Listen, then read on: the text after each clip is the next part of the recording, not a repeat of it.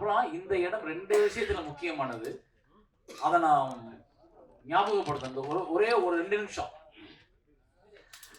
இந்த திரையரங்கத்துல தான் படத்தோட காப்பிய திரு பாலு மகேந்திரா அவர்கள் அந்த கடைசி சீட்ல உட்கார்ந்து பார்த்தார். அவர் மட்டும், யாருமே கிடையாது. நாங்க அவர் படம் பார்த்து முடியறதுக்காக அங்க நின்றுட்டு இருக்கோம். படம் முடிஞ்சிருச்சு.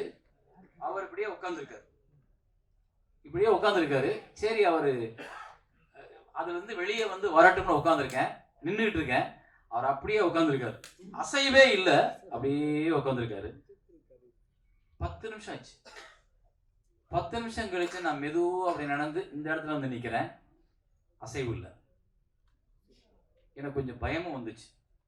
அவருடைய உடல் நலம் கருதி, அவருடைய வயது கருதி ஒரு சின்ன பயம் கூட வந்துச்சு. அப்புறம் நான் மெதுவா 4 சீட்டு கிட்ட பின்ன சார் அப்படின்றேன்.